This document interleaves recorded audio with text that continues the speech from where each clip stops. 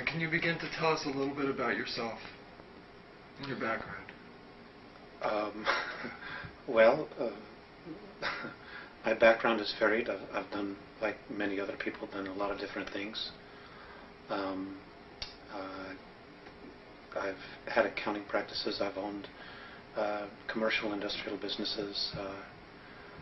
Currently, what I'm trying to do is finish 3 books and lecturing across Southern California and the western states, trying to get out information that I agreed to put out regarding the Earth dilemma, the situation that we all face here. Unfortunately, and I apologize, I'm 2 years behind schedule.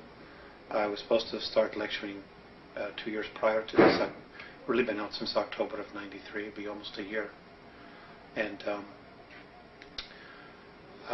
that's currently what I'm trying to do. So a lot of my energy and focus has been going towards that. Now, you're in contact with the Andromedans. Who exactly are the Andromedans? They're a particular race that exists in the constellation of Andromeda. They're just one of thousands that exist out there. They are the particular races that I talk to and have had contact with and have given me and shared information with me are human. They're white-skinned to light blue-skinned, anywhere from 4 foot tall to 8 feet tall, and they are human in every way. Now, where did they originate, Alex?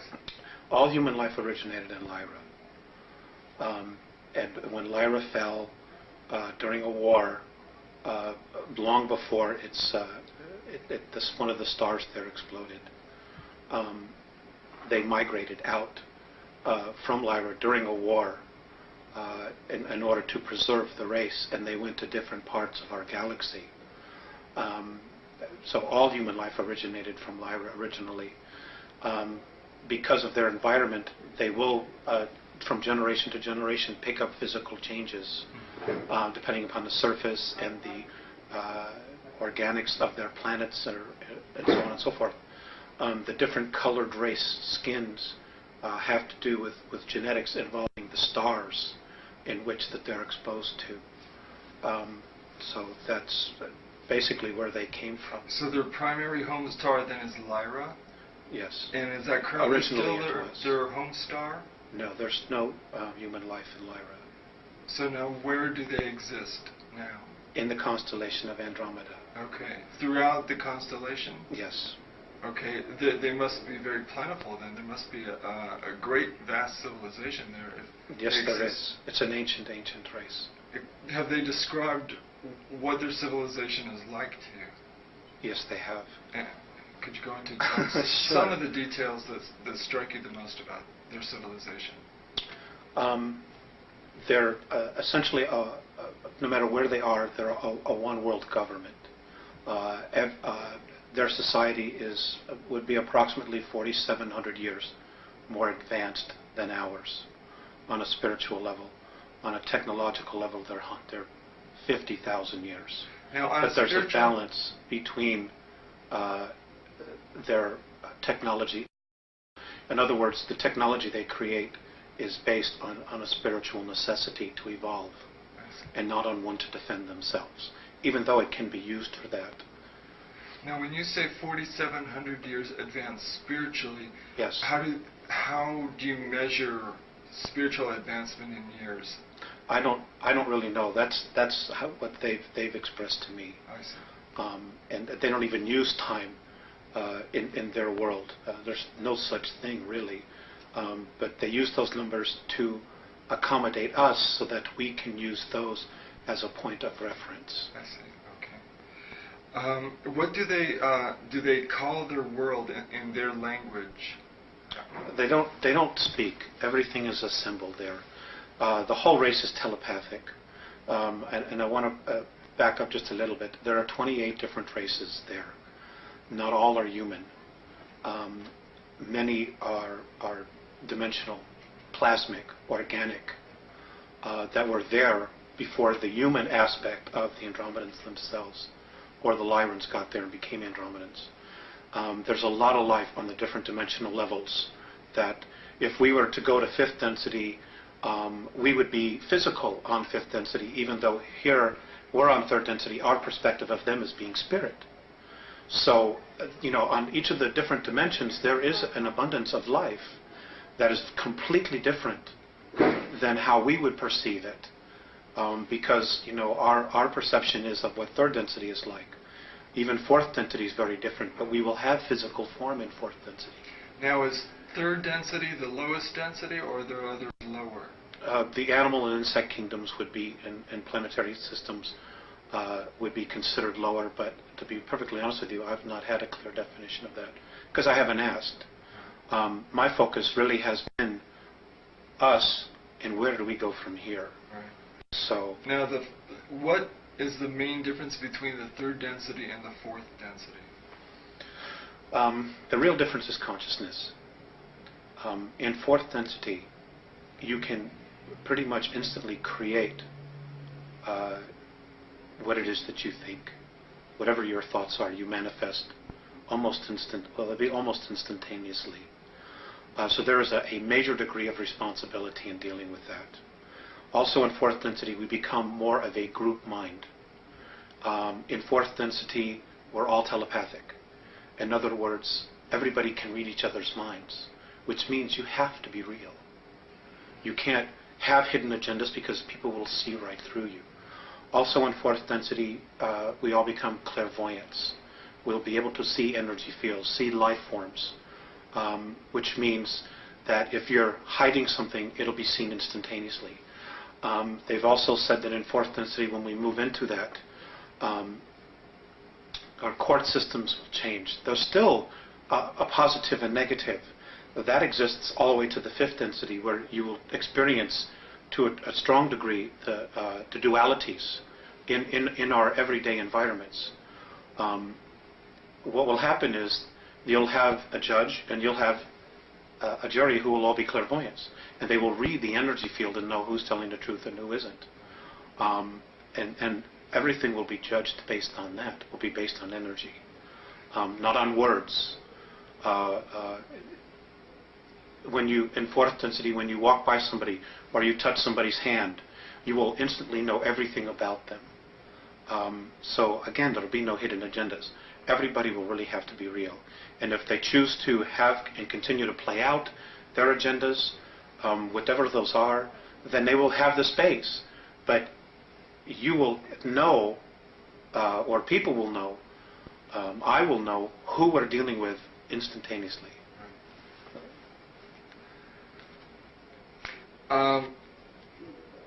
What is there an economy, and what is the basis of their economy? Is it like a spiritual economy, or is it like the value? I've heard some people describe their views of other extraterrestrial civilizations as having a spiritual economy where the amount of psychic energy you put into something is given a value.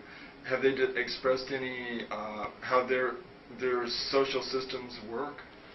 Okay, I know a little bit about that. Essentially, everybody is given exactly what it is they need to evolve. There are many different races. Each race has their own uniqueness about them based on their particular belief systems. And my understanding is that everything is a belief system. As far as the Andromedan culture, children go to school, or the Andromedans, they go through a birth process just like we do. Those that are physical, they go to school for anywhere from 120 to 150 years. They're taught all of the major sciences and arts. There would be equivalent to PhDs or doctorates or masters, whatever you want to call it, in all of the arts. It is at that point, once they're done with all of that education, that they choose what it is that they wish to do or to evolve. And they can change their mind anytime they want. The whole purpose is the evolution of the soul and life. They're given whatever it is that they need to do that. I'm not aware of crime or whatever, or anything along those lines. Their whole focus is on education and not distraction. If it's something that is not educational, from what I've observed, it's just simply something they're not interested in. They just have it within them to constantly evolve on an educational as well as a spiritual level. And whatever they need is there for them to use. I'm not aware of them having to pay anything for it. No. It's just, to my knowledge, it doesn't exist. Now, is art and music important to them too? Yes, all of it is. But those things are very different than what we perceive. Art is creation to them. Things that are created out of thought, out of the isness, what they call isness. The Pleiadians call creation what we call God. Things that are created just by thought, by nature, they consider art. They use extensively holographic technology. Music, their music is of the universe, of what the music that certain planets make as they rotate around their sun, what different solar systems make as they revolve around their sun, and what whole systems, the sounds and energy that they create, to them that's their music. And then they put things together, different constellations, different star systems. They'll put those together and overlap them to create music. It's different than what we just pull out of thin air here. How have they expressed what their daily life is like? Is there a solar day for them, or is there night or day, or what is their daily life like, or periods of life? There is really, to my knowledge, no set schedule. I'll give you the example of what I observed on one of their motherships. They don't require much sleep, to my knowledge, simply because I guess they're very healed. Their beings, their physical form, they're just incredibly healed. They're just in touch. There is no night and day. They don't need to experience that. Although I'm sure other races have that, but the Andromedans don't. They're just constantly stretching themselves, trying to evolve and experience more and more and more all the time. They're happy people. They don't have the extremes of emotions that we express here. In fact, I've been told that virtually few races in the entire galaxy express the realm of emotions that we experience here. They're just always in a very wonderful space. They're not a civilization that really judges. They do accept things the way they are, with the exception of when those things threaten their particular lifestyle or what they're about, their essence, and others, what other races might experience or perceive as a threat. Now, Alex, you said they're evolving spiritually. What do they want to evolve towards? What spiritual goals do they have? I guess to be just the best that they are, to be completely at one with all that there is at all times. There are 11 creational densities, and my understanding is that within each of the densities you change your physical form. Their goal as a race is to go from the densities that they experience, which are 3, 4, and 5, I guess to move to 5, 6, 7, and 8, and then from there 8, 9, and 10, and then to 11, and now the new dimensional realm that's being created, 12. It's just to continue to evolve. Nobody knows exactly what the ultimate goal is, because the essences that they're in touch with that are on 9th, 10th, and 11th are continuing to evolve. And now there's a 12th density that's being added to our universe, and they're being drawn up to experience this new density. So nobody really knows what the ultimate spiritual goal is. They themselves are still searching for what God is. They know it exists, but what it is, nobody really knows, which is why they call it the isness. It's just a force that's there. And how we perceive it is based on how we perceive ourselves and our own belief structures, belief systems. And that's how we use the energy to create. Now, You mentioned that they're in contact with essences from the 9th, 10th, and 11th. Yes. Can you describe what they describe these beings to be like to them, and what they would be like to human beings? It's just pure consciousness. What their daily lives are like, I don't know. I don't have any idea. Have they described them at all in any sort of detail to you? Just light. Just light. Just light. Oh, just light. Just light. That's all I know. Okay, now, what abilities do the Andromedans possess that exceed those of Earth humans? You mentioned telepathy. Well, you mentioned that's an interesting question, and I don't know that I necessarily like the way you put it. The abilities that they have are latent in everybody. They just haven't lived in a society that has been screwed with like we have been here. They're all telepathic, they're all clairvoyant, they're all healers because they're taught all of the sciences. They're whole. I guess that's the only way that I can put it to you, is that they're completely whole. Every soul knows who they are, they know who they've been, they know what their reincarnational past has been.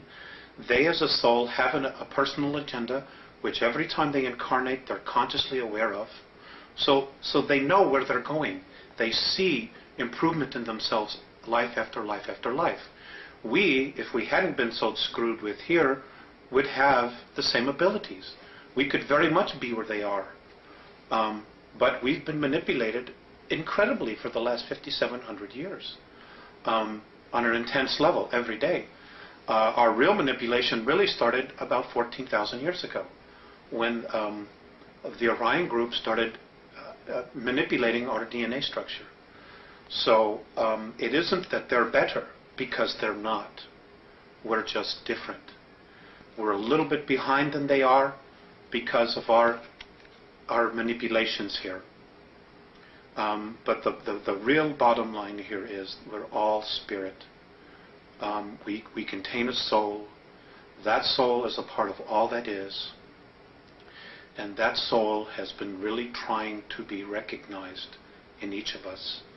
And it hasn't been because of the material and the belief systems that we have evolving around us being earth people, about being physical, and about the real truths of our essence, of our existence, of who we are, having been blinded from us, from our spiritual teachings, from the religions, and us being convinced that we're something that we're not, that we're physical, that we're animal form, and we're not. We're spirit. Our spirit animates these physical forms, period. Alex, what is the Andromedan Council? It is a... Excuse me. Oh, sure. It is a political body that's represented by now 133 different races and cultures and planetary systems. There are over 1,200 systems and planetary races, evolving races that could be part of the Andromeda Council, but not all of them are. It would be comparable to Earth here to like a United Nations, except it's not a United Nations in the sense that it has a political agenda. The Andromedan Council, as a body, their sole purpose is to facilitate evolvement of all life in the galaxy. And that's really what their goal is to allow all life forms to evolve on their own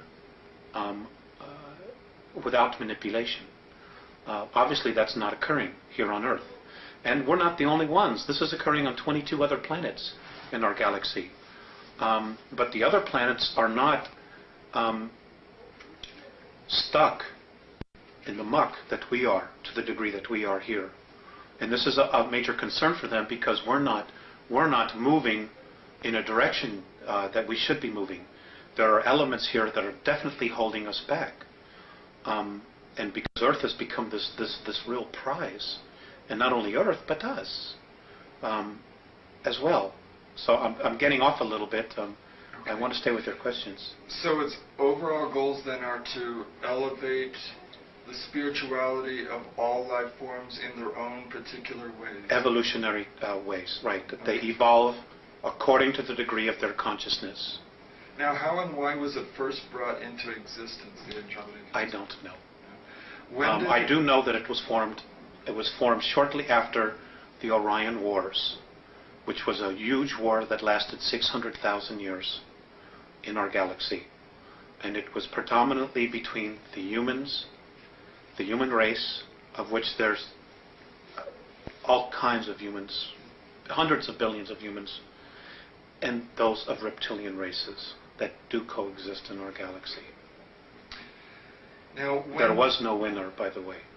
Apparently both sides got so tired of killing each other, they just kind of stopped, and a undeclared truce was formed. And I know in Orion, where there's a very large group, they have their own political group called the Orion Group, and the humans and other life forms that came together formed the Andromedan Council.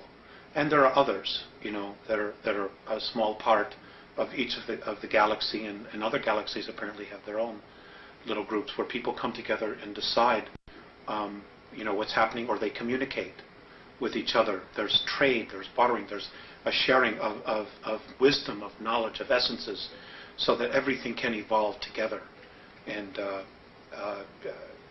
work in an unconditional love type of space. You're lucky. You're a lucky person, I think. I know you have a very difficult task, but I think you're very lucky to be given this wisdom. I think you're very lucky. When did their interaction with human beings on Earth begin? 1980. 1980? 1980. And how did that begin, and what was the essence of that interaction? Okay. It really all evolved around the Pleiadians themselves. Earth has been the subject of discussion for a long time. The real attention and focus really started when we started detonating our first nuclear weapons. We did, as a race. Nuclear weapons had been used here in our ancient past hundreds of thousands of years ago, because there have been wars here between a lot of different factions, predominantly most of them human. The Pleiadians had agreed or offered to come back here and try to help raise the consciousness of the planet. Well, apparently what happened was, when they got here, they were really faced with their past. The Pleiadians had had incredible civil wars amongst themselves and other wars. And they had just moved into a fourth and fifth density consciousness, and they didn't want to come back here and take the warrior space again. And because of the Greys' involvement here, and the Orions, and a small group from Sirius B, and the Orion group, and a group from Rigel that are here as well, and others, they didn't want to come back here and have to move into warrior space. So they started dragging their feet. In other words, they didn't do as much as they needed to do. Well, as this is occurring, changes in our galaxy are also occurring, and they're moving at a much faster rate. So the Andromedans finally said, well, what is happening? What have you accomplished? And the Pleiadians basically said, we're having our own conflicts dealing with this, because the Pleiadians themselves have a tremendous amount of karma with our solar system, with Mars and Earth. They simply just weren't as motivated as they should be or could have been to start making the changes here. They also had made some communications with the Earth governments that didn't go very well at all. So basically, they said, well, we don't know what to do. So the Andromedans themselves said, okay, well, we'll do it. We'll take this, because it is important for the whole. We'll make an effort. Now, the Andromedans were probably the better choice, because they don't have any karmic ties to us. So they're completely neutral, and they're probably better observers as well, because of their neutrality. So they've basically been taking over, and what they did was they got involved in 1980. They're working with the Pleiadians, with the Sirians. They have... Which group of Sirians? From Sirius A. Sirius A. So what they're doing here now is they're trying to raise the consciousness. They came back in time to 1964 to contact me. I'm not the only one. There are others. There are also other people who are mediums or channels or whatever word you want to add to it, who are also getting information on a spiritual level. Octurians are also involved.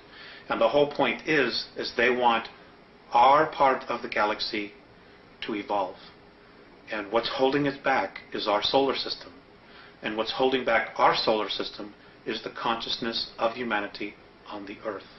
The Earth herself, as an entity, spiritual entity, wants to move into fourth and fifth density. But she can't yet because of the consciousness of humanity. And in order for her to do it without humanity, one of the two things have to happen. Humanity either has to shape up, grow up, as the Andromedans say, or humanity has to be removed and get out of the way. Cleansed. Exactly. Whatever term you want to use. But those options don't necessarily involve us using our free will. So that's the dilemma that we have. It's like we are so entrenched in our belief systems that the reality of our belief systems is being chipped away daily, to what we think is real.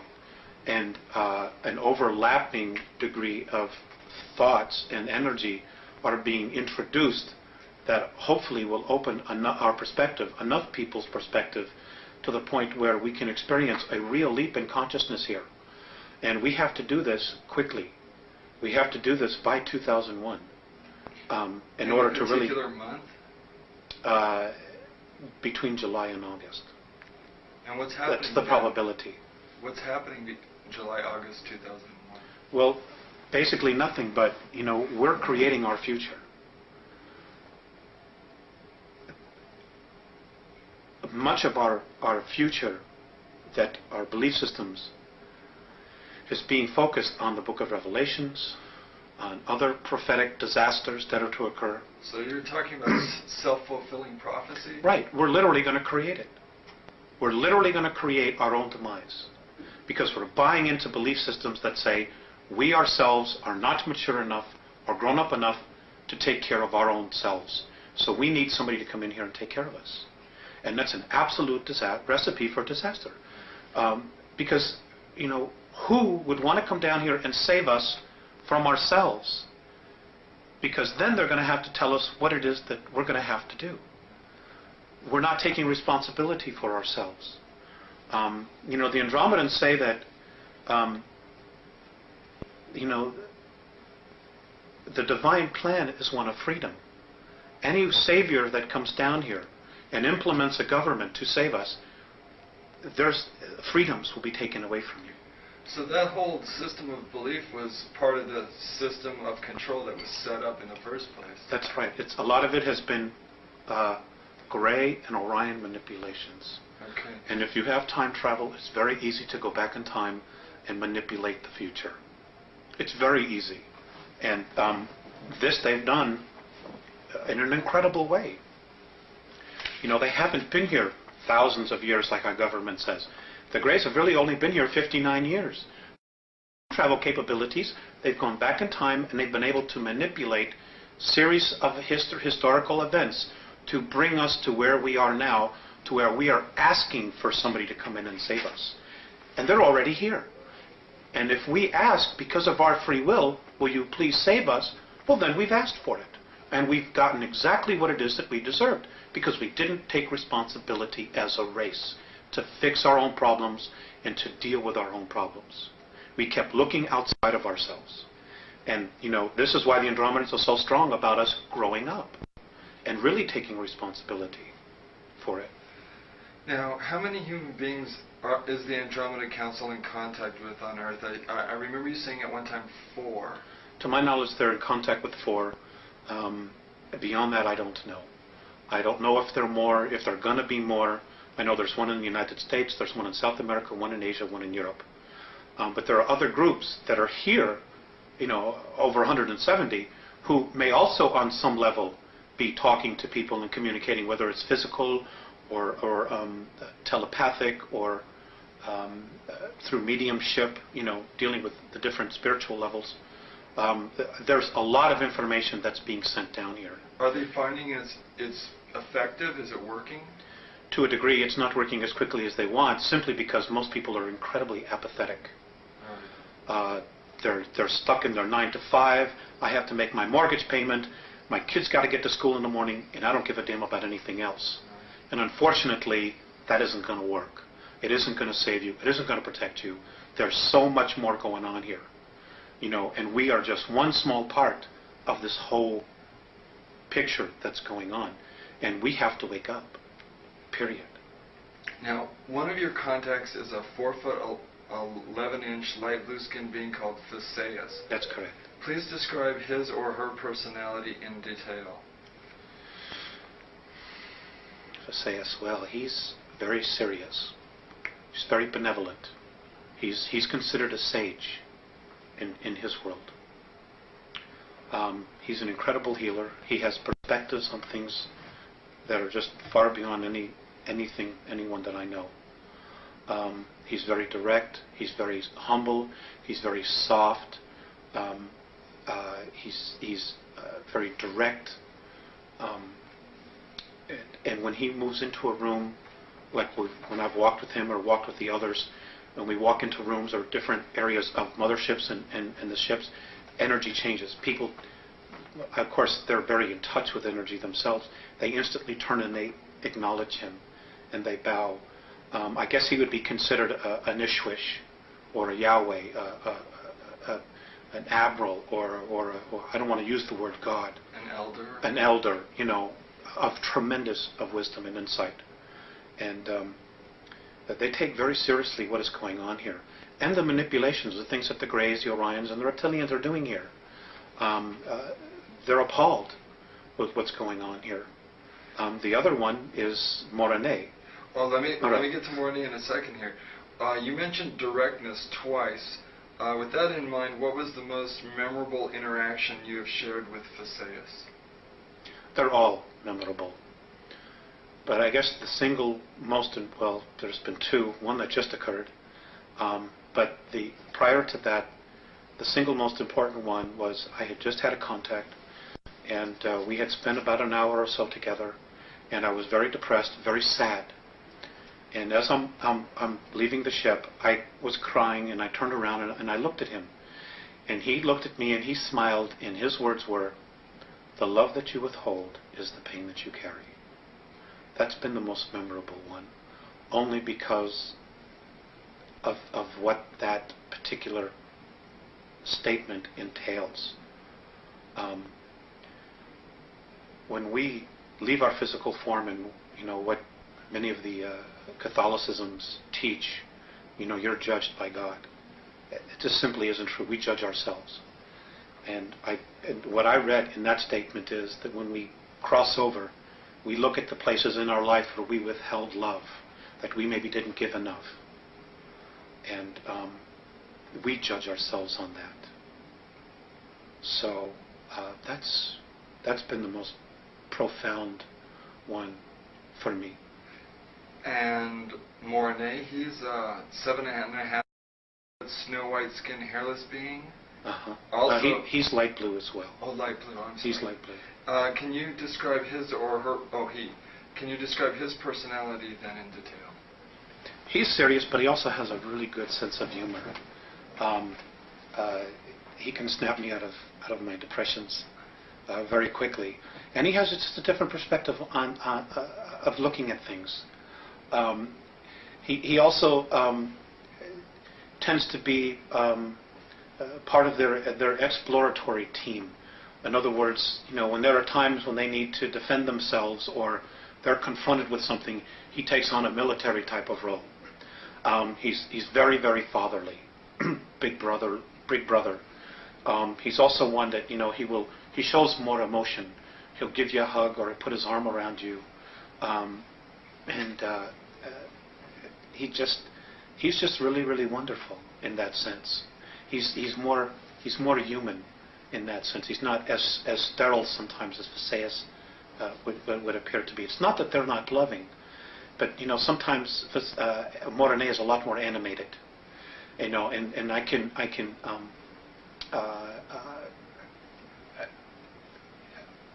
relate more to him, and I think he can relate more to the emotions that we experience here, the tremendous extremes that we experience. I think he's a little bit more in touch with that, than maybe sometimes Visayas appears to be. Now let me ask you, what was the most memorable experience you've had with Morné?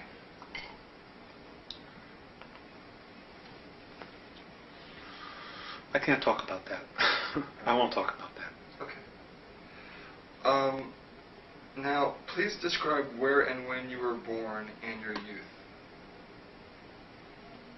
That's not something I want to talk about either. Okay. In detail... Because it's not about me, it's about the information. Okay, that's fine. In detail, please describe your first contact at 8 years of age in 1964. I didn't really know anything about it. I just knew that I supposedly had fallen asleep, and when I woke up it was evening. Everybody had been looking for me, and I wasn't where I was. And when I took them back to show them where the imprint was, we were playing hide and go seek, and this was in the peninsula of Michigan, near Woodstock, Michigan. And people had been looking for me, and I wasn't there, and I got a spanking, because I wasn't where I was supposed to be, and I'd been missing for hours. I didn't really know what had occurred until the second contact, which was at age 14, where I was told what had happened, that they had given me a physical, they had given me a suggestion to forget because of my family members just simply wouldn't understand. And they were right. They were very right about that. Why was the physical necessary?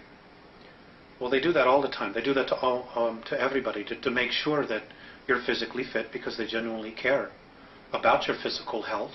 And if there are problems, they want to make us aware of it and maybe offer a suggestion, like maybe you shouldn't do this, you shouldn't do that. Some people are even experiencing healings. And it's just a genuine caring for, of acknowledging who you are, not only on a physical level, but on a spiritual level. Now, at age 14, what was the nature of that contact? I was taken out of bed, and I woke up and I was on a table in a room, and this was my first introduction to Visayas and Morné, at least conscious introduction. And they were looking down, and I did, on a soul level, experience a recognition. There was no fear whatsoever. And we talked, and they showed me some things about my physical self. They also gave me a ball which recorded my entire energy field, who I was, who I've been in past lives. And as it was recording this, I could see all these different images of who I'd been going across the screen. And they saved this, and this was put into the computer so that they would contact me and could contact me no matter where they were at any particular time that they need to. I was asked if I wanted to help them. I agreed to do this, although at the time I didn't know exactly what it would entail. I had at any time the choice to say no more, but it's been an incredible experience for me. Alex, I presume if you had soul recognition of them, that you had had previous incarnations with them. This is true. Do you want to talk at all about any of that? No. Okay. No. Everybody on the earth is from someplace else. None of us were born and hatched here. None of us as souls were created here. We all come from another time and place. My understanding is that all of the conscious spirit that's in this universe came through different black holes from other universes in time and space, which we simply aren't privy to. So we're ancient. There's no age to us. We weren't created with the universe. We came through another universe, through the black holes, to this place that we now call our universe, to continue to evolve. That's everyone. Virtually everyone. That contact at age 14, was that contact time travel in any way by the Andromedans to prepare you psychologically for your future contacts? Yes, they were all the contacts is where they had to come back because they came here in 1980. Right. So they had to go back in time, and that's what they've done with a lot of people. Even the Pleiadians, to some degree, I understand, have done that, where they go back and they start preparing people early for responsibilities they will have in the future, as opposed to hitting them all at once and saying, "Here you go," just dumping it on your lap, and you're saying, "Oh my God, what is this? My whole reality."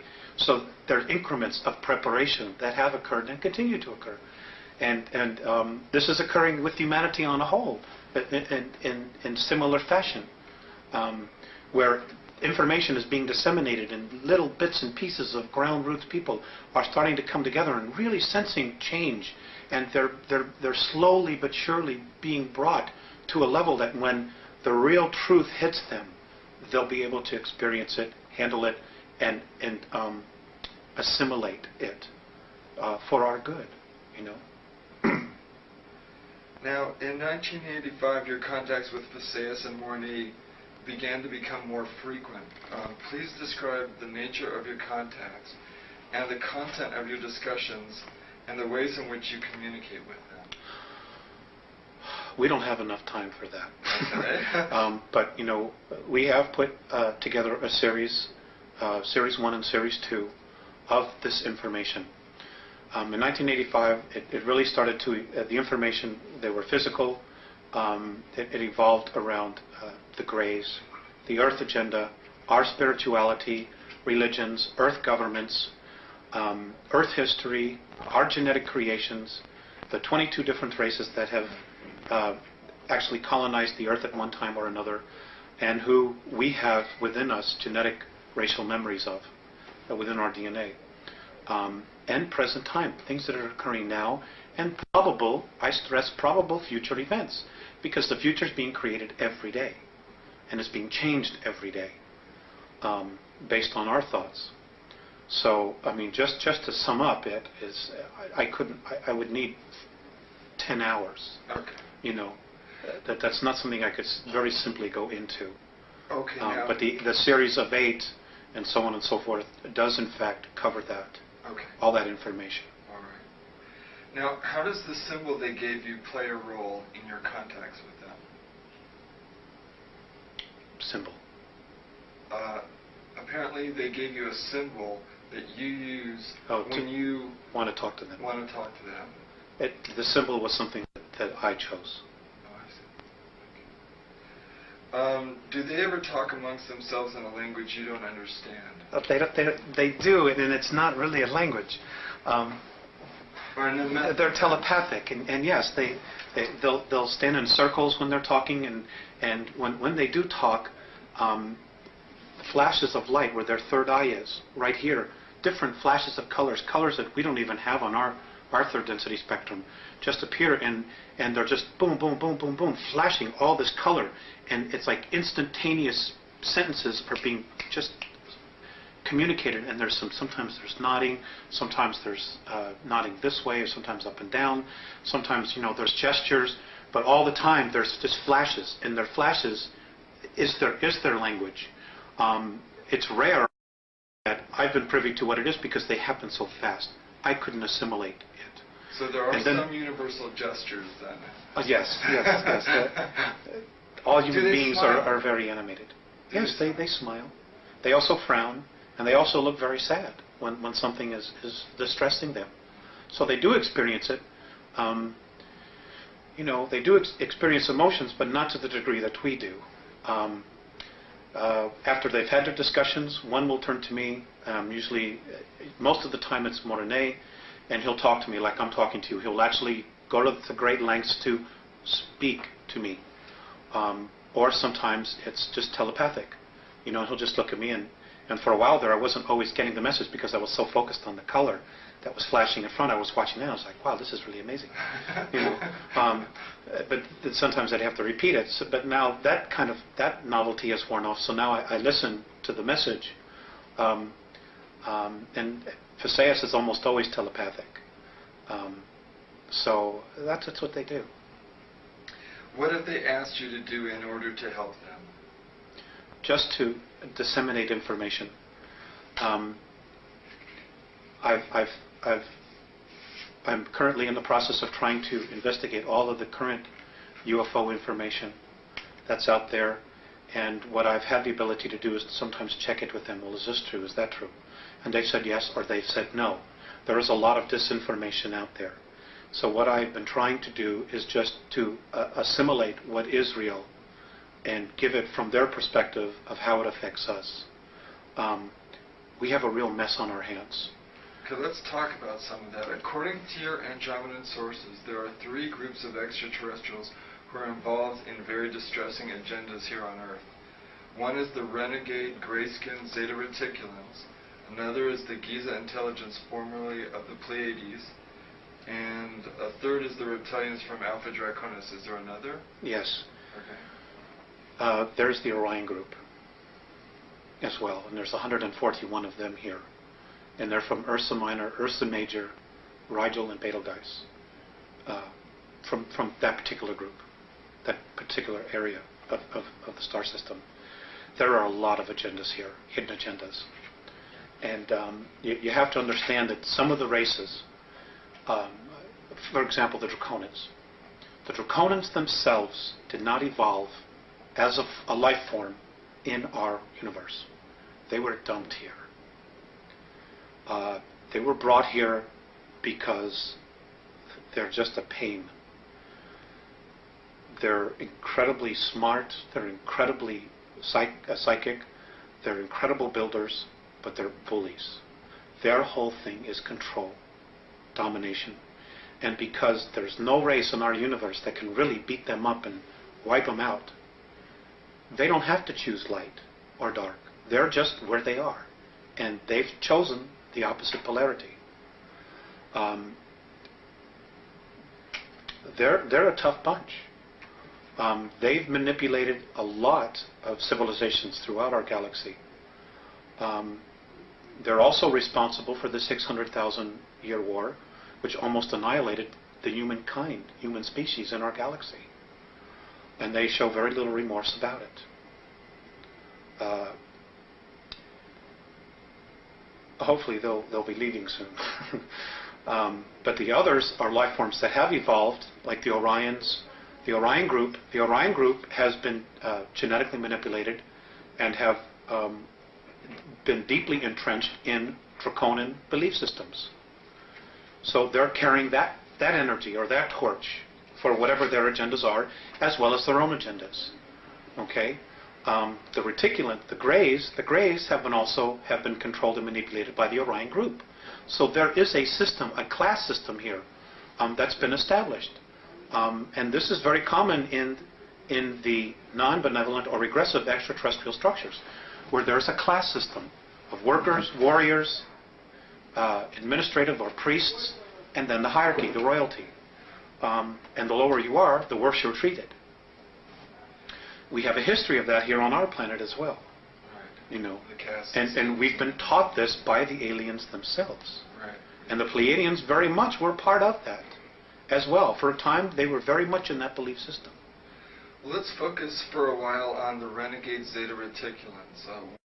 The agenda of the gray-skinned Zeta Reticulans. Okay. Number one, I would like to say that, there's a lot of confusion that not all reticulans are evil. There are some reticulans that are incredible healers, that are incredibly benevolent. Unfortunately, most of them are getting a bad rap right now because of what the Greys are doing. And there are 5 different subspecies of Greys. May I interject here for a moment? I've heard the phrase long-nosed gray describing their physical characteristics. Those are not the benevolent reticulans. Okay. The benevolent reticulans look like children. So the non-benevolent ones are the long-nosed grays? That's correct. That's what I thought. That's correct. Okay. And there's a lot of information that's being. Some people are experiencing real benevolent experiences with them, or they're told that they're experiencing benevolent, when in fact they really haven't. They just maybe haven't been regressed or taken deeply into their subconscious to know what is happening. They're incredible masters of mind manipulation. But anyway, their race is dying. They have been so genetically altered by the Orion group that they cannot reproduce. So They were told by the Orion Group to come in here, this is how it's been related to me, to come in here and set the stage to break down the social structures so that when the Orion Group and the Draconans come back, there are two classes, royalty and workers, which is exactly what they're doing. You can see that agenda happening right in the United States since the beginning of the Reagan administration. This is where the focus has been. Has been on the United States, singly. And there's been a reason for that, which we'll cover in just a little bit, but let me get my thoughts out here. Which is exactly what the Greys have been told to do. And they're doing it. In the meantime, they themselves have their own agenda. They see us, because of our genetic stock, of having the DNA of 22 different races, and the racial memories, of trying to breed, to cross the genetic bridge, so that they as a race can have enough genetic stock to continue to propagate their race, which according to the Andromedans, they're destined for extinction. What they're doing is not going to have any long-term effects to propagate their race. So they're desperately trying to do what it is that they're trying to do before all the other two groups get here. The Greys also themselves want to be free from the manipulation of the Orion Group, just like we as a race want to be free of their manipulation. So there's this incredible triangle of crap that's hanging all over us, and all these hidden agendas and just brainwashing and bizarre belief systems that are being thrown at us, when they should all leave.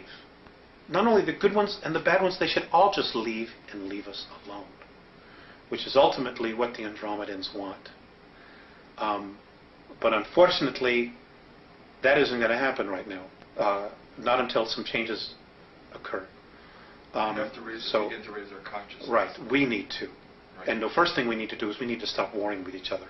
We need to come together as a race, and no matter what happens, we need to stop all of the political garbage and say, look, when it comes down to the bottom line, all we have is each other as a race. Period. And this is our planet, this is our home, and there's enough of us that are polluting the planet that we need to stop. Because if we don't stop polluting the planet, Rick, we're not going to have a place to live. Period. Is there an Earth quarantine that the renegade Zeta Reticulans violated? Yes. And what was that quarantine? The quarantine was they were supposed to, well, it's the same quarantine that evolves, that any other evolving planet has. No intervention with an evolving race. But because of our genetic stock, the Greys did it. Now, but they did it in such a way that they didn't totally violate our free will. They dangled a technological carrot to the government, and the government took the bait. They said, sure, for their own reasons, they took the bait, and there was an exchange of technology, and there was a treaty that was signed, and this is a dilemma that the Andromedan Council has. If the United States military had said, go away, the Greys would have had to have left.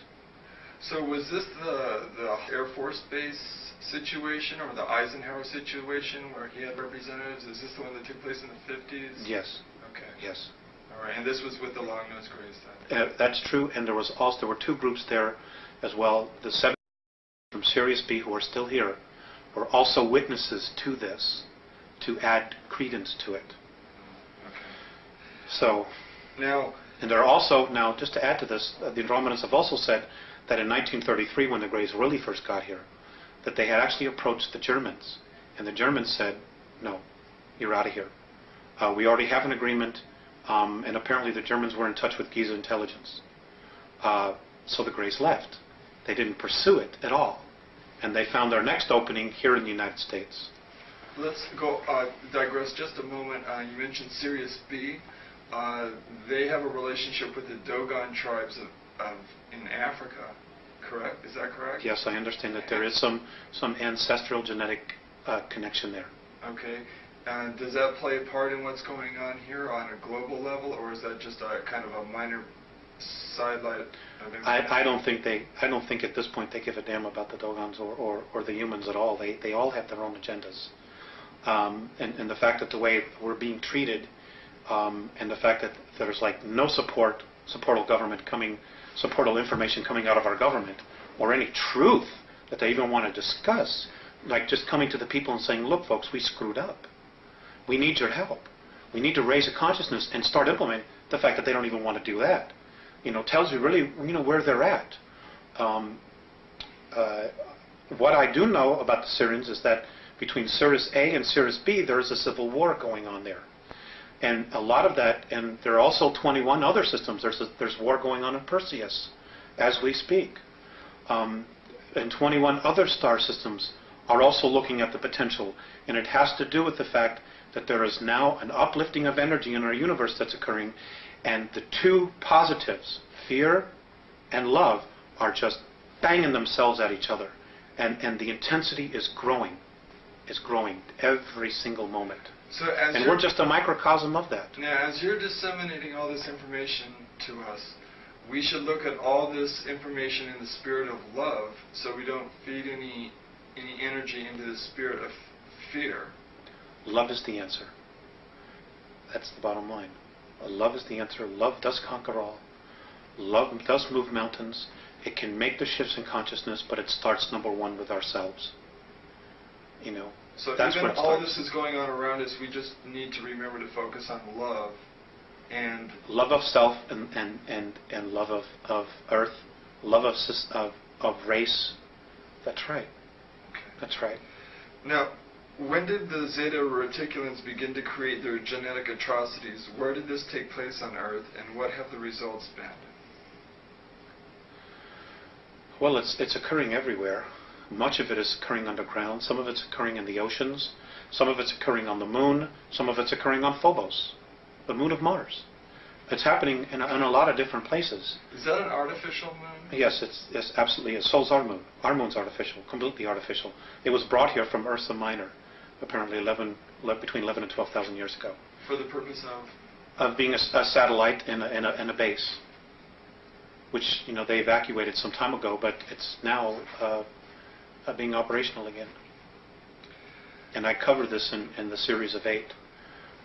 It came from a star system called Chata. That's for a word. That's the word they use, Chata. And it was the 17th planet out of a solar system that had 21 planets, and it was one of 4 moons. And it was brought here. It is older than the Earth. There are ruins all over it. There are bases underneath it. It's everything that we're told it isn't. So that's a whole unique story unto itself. Okay, now, what are the results of these atrocities, these genetic atrocities been, and are we going to begin to see more of them appearing? Well, the Greys are trying to create a sub-race that is a blend between human culture, the human race, and their race. A kind of a hybrid sit. Exactly. They're not being very, very successful. And one of the things that they're trying to do is they're really looking for the soul.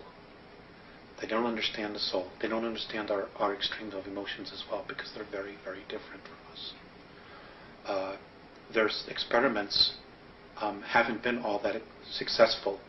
There are a lot of emotional problems with that, with their because what really makes a human being is our essence, is the spirit that animates the physical form. Well, there's also another factor, and that is that they actually feed off the energy.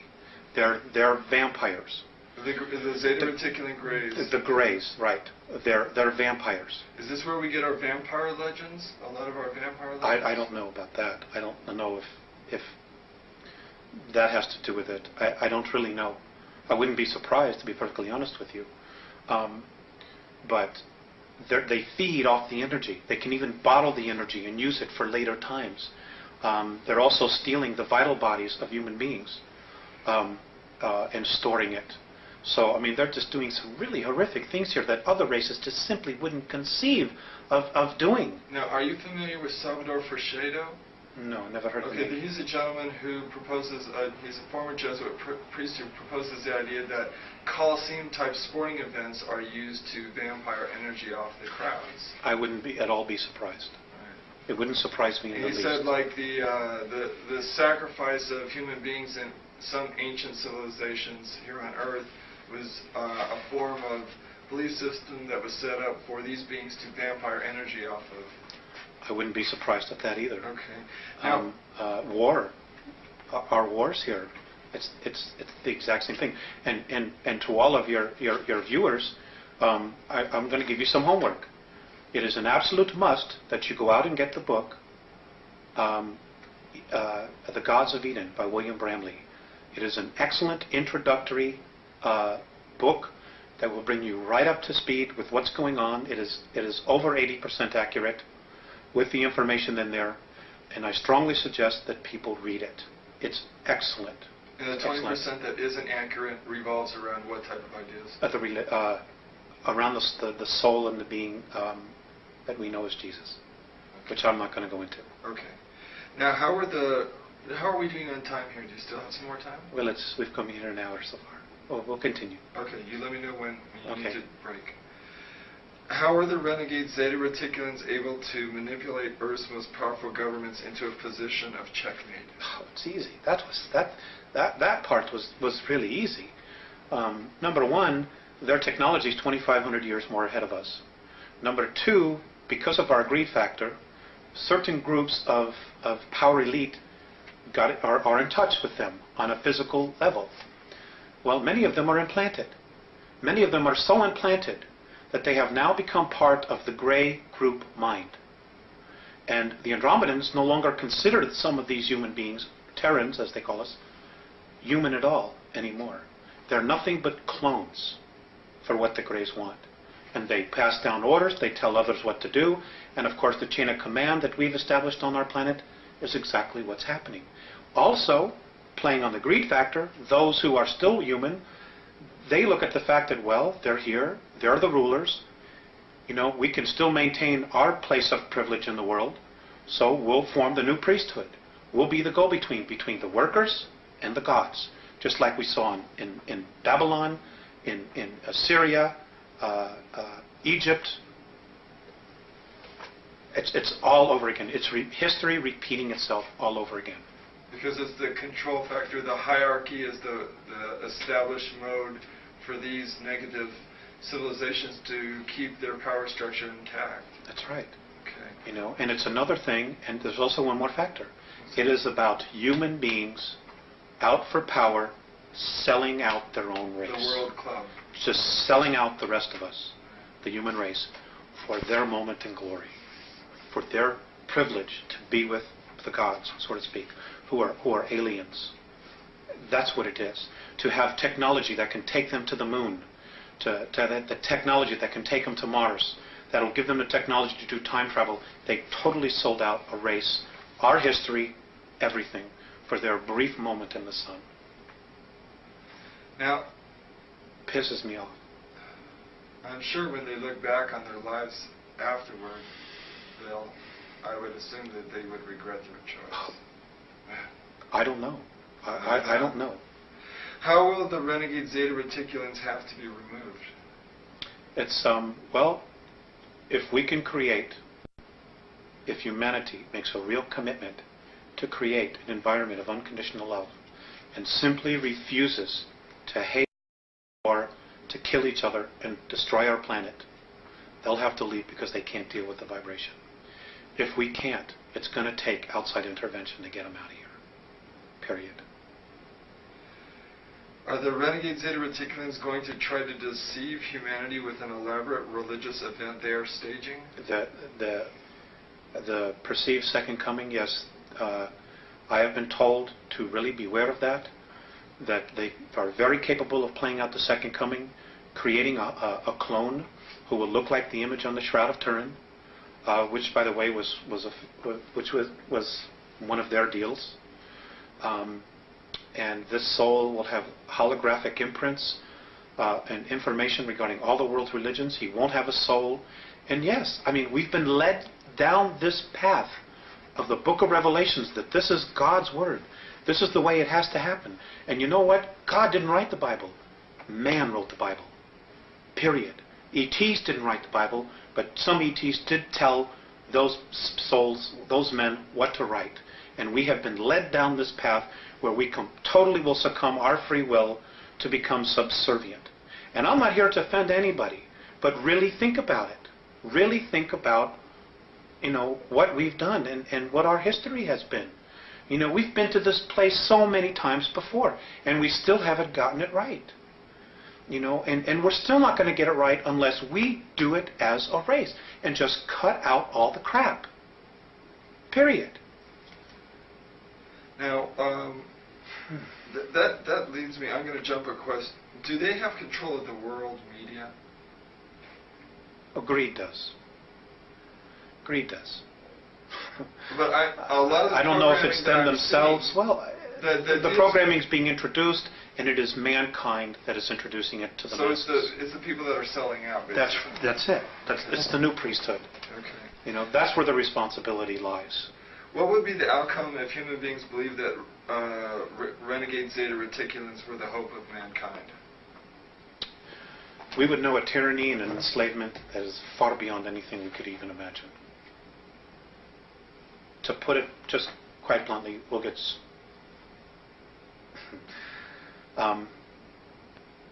never be free again. We'll never be free again. We will be stuck until we're rescued by an outside force. We ourselves will not be able to break free. That's the bottom line. And right now, we have an opportunity.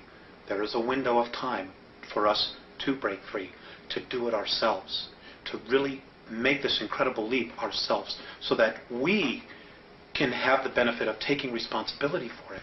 Now, in that passion that you talk with right there, that passion that we have, if we want to break free, should be manifested into the spirit of love? Yeah, love. That's the bottom line. It's brotherhood. It's knowing that, hey, we're a race. It doesn't matter the color of our skin. We are a race. And we're being messed with in a big way. We're being manipulated in an incredibly audacious way. They're just mocking how stupid we are when we're really not stupid. But nobody will tell the truth. Nobody will come out and say, hey, none of this is right. We would have never meant to live this way. And they had no right to come down here and mess with us the way they've done that. And the real strength in us, in our own permanent evolvement as a race, will come from us standing up, taking a stand and saying, you know what? No way. We're not going to do this. We're not going to destroy ourselves for your enjoyment so you can feed off of us. You had no right to manipulate our governments, to create wars. None of this was right. And that's it. We need to stand up as a race, exercise our free will, and say, you know what? We don't want to live this way anymore. We want to create a real future where our kids will have an opportunity to be whatever they want, to live in an environment that's clean, that's free, where they can have water to drink, where they can go out and eat fruit, where they can play in the dirt without getting radioactively toxic. All of this stuff that we're doing to ourselves. So the people with weapons, the police, the military people, these people need to be persuaded and persuade themselves that they can lay down their weapons, that they don't need to use them against other human beings, that they can love other human beings, interact with them without a violent or power control type of situation going on. I'm not saying that there aren't some human beings here that definitely don't have some serious problems. I'm not saying that at all. There are some who do. But the bottom line is, when you look at the whole picture and you go up the ladder, okay, we are not the enemy. The enemy isn't human at all. But it's pushing all our buttons so that we're so busy looking at each other and so neurotic about each other that we're not looking at the real reality here, the real cause, which is another race or races that are here who are totally playing games with us, feeding off our energy, and hoping that we destroy ourselves so that they can keep the planet for themselves. And really, let's say who it is again. It's the Orion Group. It's the Orion Group. It's a group that is on its way here and now from Alpha Draconis. They're the real culprits behind this whole deal. Alpha Draconis or Orion or both those two? Alpha Draconis, they're the real culprits behind this whole thing. Above Orion, above the Orion group? Yes. Okay. Yes. So then there's Orion, the Orion group, then you've got the Greys. And where did the Giza intelligence fit in here? They were just a group that were totally independent, that came in and did their own thing. They were perceived as gods, and they played the role out. And they got stuck in it. You know, they got stuck in the ego part of it. We're gods, we can do this, we have all this technology, and they just played it out for all that it was worth. Okay. But to be honest with you, at this point, they're not really much of a factor anymore. You know, Giza intelligence, they're not much of a factor at all anymore. What should a human being do if they encounter a renegade Zeta Reticulan? What would your advice be? Stand in their truth. If you can't run, stand in your truth and just look at them. If they try to project their thoughts into your head, you just stand firm with who you are and you say, no, you are not coming into my head, you are not taking me over, and you are not going to violate my free will. I don't give a damn who you are. Leave me alone. Period. Because if it's a benevolent, they will not try to do it. They will not try to take you over. They will not try to put crap into your head so they can feed off of your fear. Period. All right. Excellent. Okay, I'm going to skip the Giza intelligence for the moment then, and we'll go to the Alpha Draconis. Can we take a short time out? Oh, definitely. Thank you. You know, Rick, there's something else I want to stress here, and that is, and this is something that the Andromedans have really stressed. There is no race any better than us. Just because they're different, just because they're more evolved, doesn't mean that they're better. We are equal. We're just not maybe as aware as they are. But that doesn't mean that any race is any better or any less. In fact, we're all equal. So we should not worship anybody? Hell, no. Absolutely not. That's how we got into this mess in the first place. Right. Absolutely. If you want to worship somebody, worship the God within you. That's it. Worship no one else. And if you're going to have a tyrant in your life, let it be that part of you that's critical of you. Let that be your only tyrant. Don't give anybody else any power outside of your physical form to be a tyrant, to control you, or manipulate you in any way. Be yourself. Because if you are yourself, you're a part of God, and that part of you knows what to do. It knows the right way to live. And, you know, and this is really interesting. Because of our genetic makeup, of the 22 different races, and all of the DNA and the racial memories that we have and the genetics that we have, because of the fact that we are spirit, do you know, and this is an incredible thing, do you know that the Andromedans actually consider us royalty? They consider us royalty. We obviously aren't acting like royalty, but we're the only ones in our galaxy that can make the claim to having the genetics that we have and the possibilities and the capabilities of doing what we can do as a race. We're the only ones. They actually consider every single one of us royalty. Now, think about that. I guess all beings that would try and be spiritual and raise their spirituality in essence would be royalty. You know? Yes, I suppose that's true. Talk a little bit about the ringleaders then of this whole orchestration that's going here on Earth. According to your Andromedan sources, there are 22 races originally colonized the Earth, the first race being the reptilians from Alpha Draconis. What was the nature of their colony here? Well, they're Hyperborean. Basically, they're explorers. And they're also genetic engineers. They would just colonize. They would take samples. They would hang a flag and say, this belongs to us, just like we did with the moon. You know, but we weren't the first ones there. Exactly what we've done. They were explorers. And they would just go to a place, they would see what was there, they would explore it, if there were minerals that they needed, if there were other life forms, organisms, whatever it was that they needed, they took, and then when it was done, they had enough, they moved on, and just kept exploring and expanding their realm of exploration or territory. And you said they were dumped here. Originally they were. They were dumped in Alpha Draconis, Nobody knows exactly where they came from, and my understanding is that even in their ancient history, they don't know exactly where they came from. But they were left in Alpha Draconis because that particular system offered them the highest probability of survival. And from there, they were able to create craft, space travel. I mean, they're magnificent in what they did, and they're to be commended for what they did. But the fact that they need to control and dominate and manipulate to the degree, sorry, I have a problem with that. And so does half of the other of the galaxy. That's just the way they are. They're the biggest bully. Nobody can beat them up or wipe them out, so therefore they have no motivation to change. So that's the space they hold. And,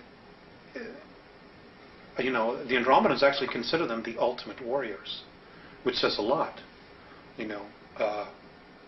for whatever reasons. A lot of bullies end up destroying themselves. Well, that's something that may possibly need to happen, we hope soon, or I hope soon. Because we need to be free. We need to have our shackles that we've been put around us let go of, so that we can really evolve. And we have awesome potential. We really do. We have been, as a race, we have been through so much here. We have so much experiences, and because of our emotions, which is really our strength, which really sets us apart from all the other races out there, even the other human races. We have tremendous capabilities to create things. And, but we need to get clear of what's real and what isn't. We also need to get really clear about being able to create our own future, to create our own reality, and not have somebody say, well, that doesn't work for me, so you're going to have to do this. Or play God and ruler over us. Sense of responsibility is right. so important in all of this. It's with any sense of power, with any knowledge, comes responsibility. That's exactly right. And the divine plan is one of freedom, free expression. Free expression, free expression, free expression. It is not one where they want to implant us and they say, you are going to be a worker, you're going to be this, you're going to be that. Sorry, that's not what it's all about. And if anybody tries to force that stuff down your throat, fight it. Okay, so the Andromedans tell you that the Alpha Draconans are here now. Where? There are 1,833 of them that have been living underground between 100 and 200 miles beneath the surface. They've been here, some of them have been here a long, long time. They have lifespans that are thousands of years. They're carnivorous. They are not friendly to mankind, at least the ones that are here. Are you saying carnivorous, they eat humans? Yes. And they won't eat a dead human. It has to be alive at the time of the killing. Their preference is children. And we've been told, you shouldn't talk about that. There are other people say, well, you better not talk about the reptilians. Well, bull. Why not? According to the Andromedans, they're responsible for 31,712 children disappearing in the last 25 years from the United States. These children were food. And I'm supposed to just shut up and not say anything about it because people don't want to hear it? That's tough. That's tough. Westchester County, in the last 5 years, 3,000 children in Westchester County, New York, have vanished without a trace. Where are they going? Why are we allowing this to happen? And why should people stay in denial about it? Now, how are they able to do this? How are they able to? How are they able to? How are they able to do it? How are they able to come up out of this from underground and do it, or do they have? There are tunneling systems everywhere. They're being helped by the Greys, and also there are groups within the higher echelon that are actually helping them acquire this. So human beings are abducting the kids and giving them to the Greys, who in turn give them to the Alpha Draconans? That's right. That's part of the deal. They won't come up as long as we feed them down there.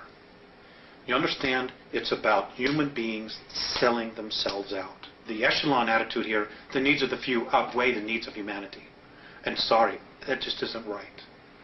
But it's going to have to be humanity that's going to rise up and take the stand. You're just going to have to turn off your televisions. They're going to have to get in their car. They're going to have to fire everybody in Washington, D.C. that knows and does nothing. And they're going to have to do something. This apathy's got to end. Otherwise, the way we live is going to end. Period. I mean, that's the bottom line. You know, and I'm not coming from a fear space. I'm really quite angry about the apathy and the fact that, you know, when people give lectures and try to tell this, people want to stand up and fight with them. Look at what's happening around us. The indications are everywhere, everywhere. The truth is now an obscure thing. You know, the lie is the norm.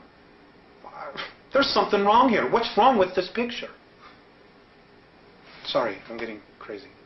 No, you're not. You're expressing frustration, I think. Why, aside from the carnivorous aspect to the Alpha Draconians, why else are they dangerous to humanity? Because they don't like us. And what are they willing to do with humanity? Eat us. There's no need for us. I mean, look at where we are. Look at us right now as a civilization, as a society. Okay? They don't need anything. They have all this technology that they want. We can't really offer them except maybe work, do some work for them. But they don't need all of us to work for them. They don't respect human life in any way whatsoever. And this goes back to Lyra, to where the original war started. When they got to Lyra originally, they saw this human race that was plentiful in food, that could grow food, that could do all of these agricultural things. And mankind on a whole is really agricultural.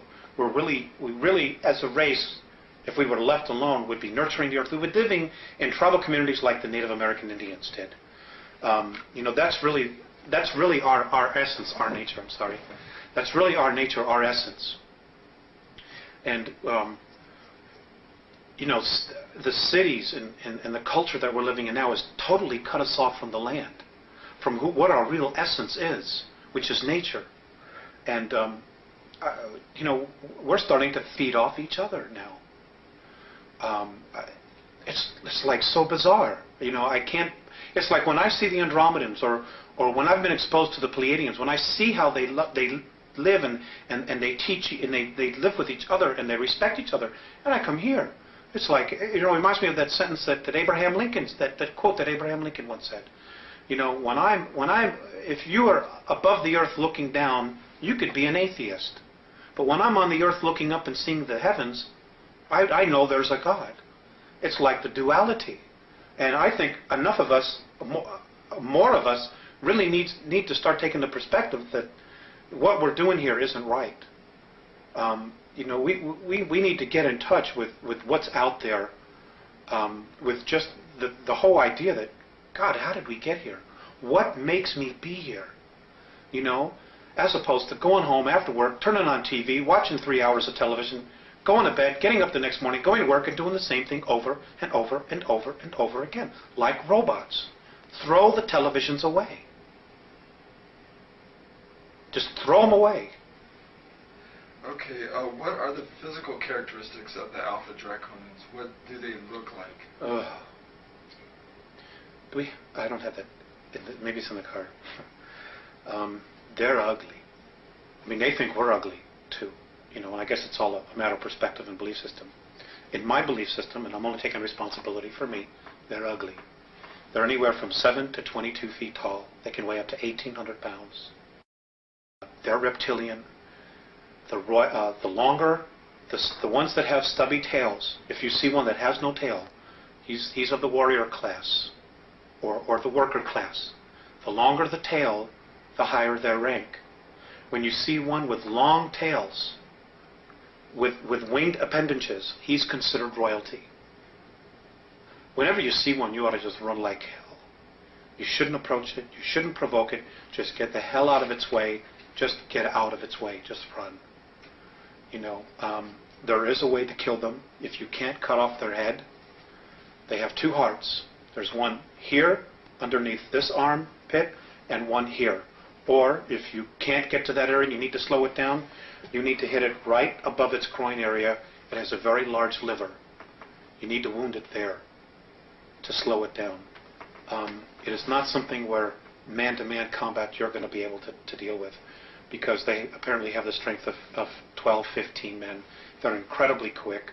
They're incredibly psychic. They know what you're going to do before you do it. And you know, if they get here en masse, we got real problems. Real problems.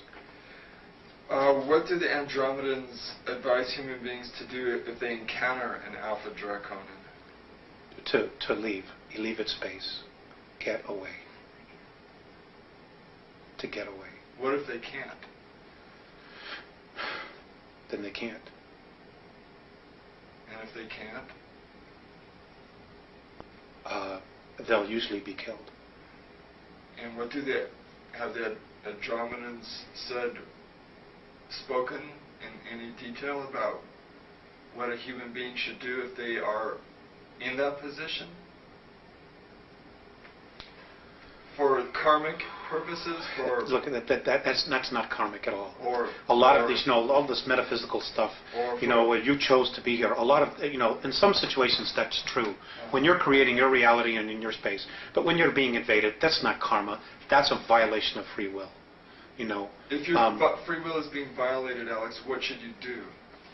You should ask for help. Okay. Ask for help. Put a call up to God. Put a call up to heaven. Put a call to the Andromedans, the Pleiadians, whomever. Just put a call up and deal with it.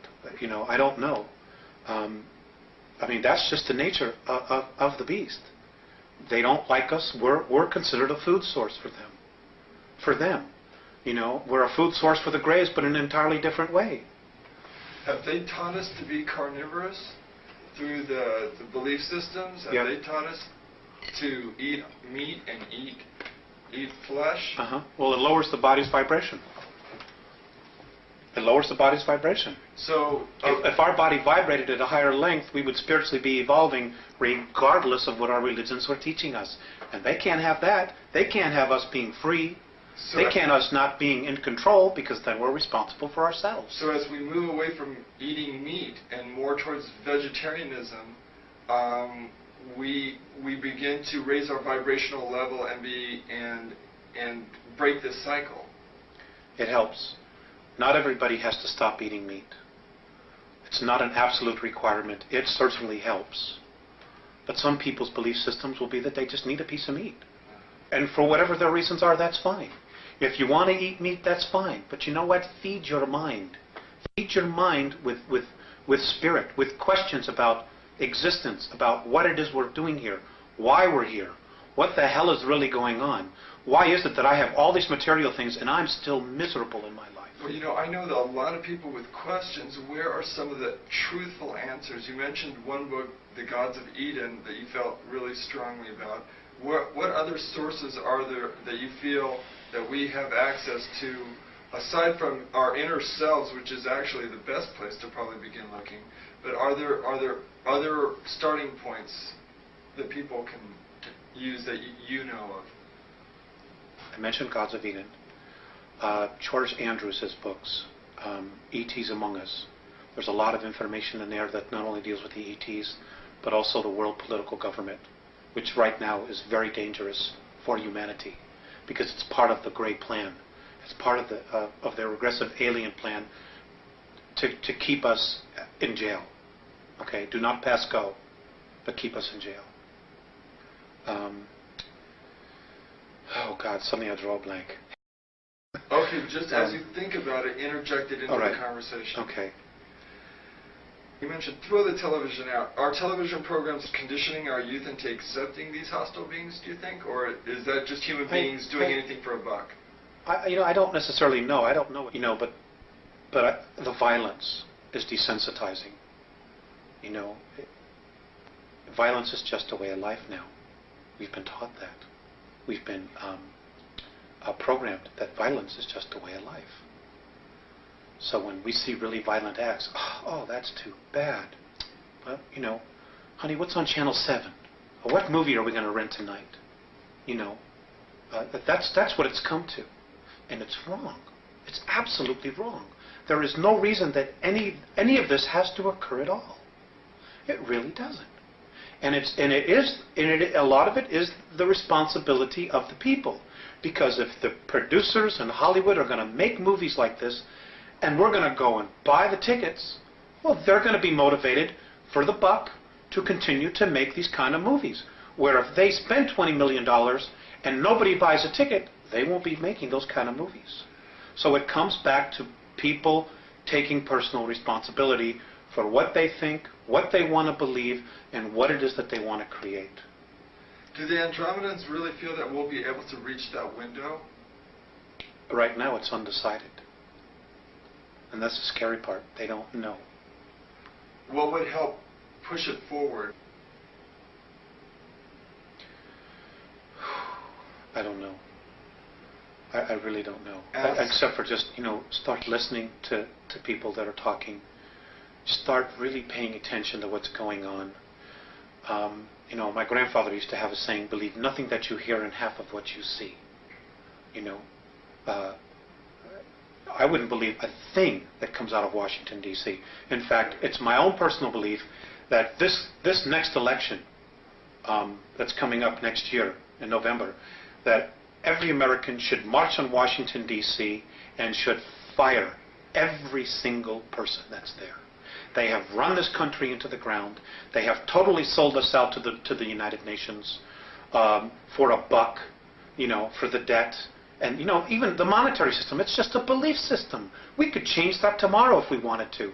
I mean, we're so intelligent. We could create something different, but we're believing, we've got to have this money. Do you know that we're the only race in our galaxy where people starve, that people are homeless?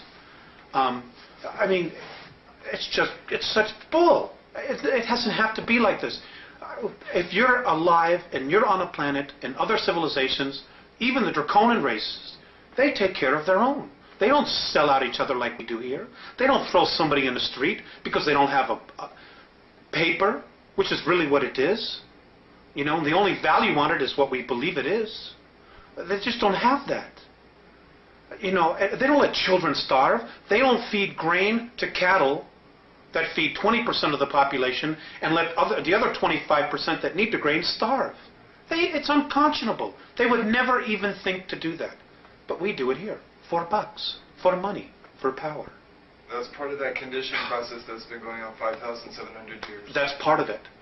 But the responsibility is that there are people that know what's going on and they play the game anyway. They don't have the courage to say, look, folks, let's deal with the realities here.